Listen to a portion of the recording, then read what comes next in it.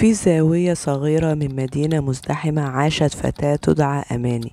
لم تكن أماني مثل بقية الفتيات، فبينما كان الجميع يركض وراء الأحلام الكبيرة والمناصب المرموقة، كانت أماني تبحث عن الجمال في التفاصيل الصغيرة.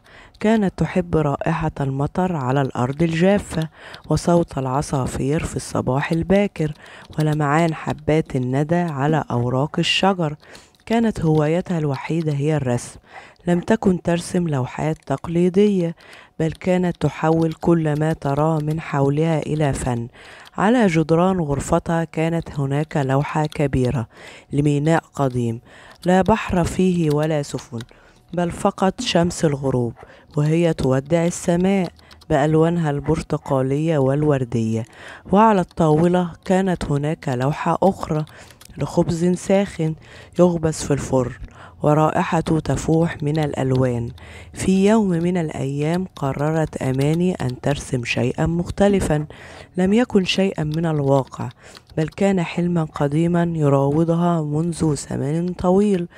حلم بحديقة سرية لا يدخلها أحد، مليئة بالورود التي لا تذبل. بدأت ترسم بحماس، وكل ضربة فرشاة كانت تحمل جزءا من روحها. كانت الوردة الأولى حمراء، والثانية بيضاء، والثالثة بلون السماء الصافية. مرت أيام وأسابيع، وأماني منهكة في رسم حديقتها السرية. عندما انتهت وضعت اللوحة على الحائط، وأمامها جلس رجل عجوز، كان صديق والدها القديم.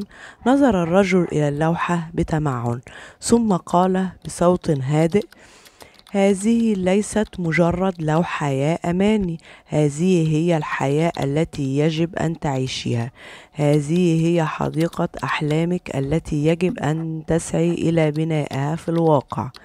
تأثرت أماني بكلامه، وأدركت أن الحياة ليست فقط في رؤية الجمال، بل في صنعه أيضا.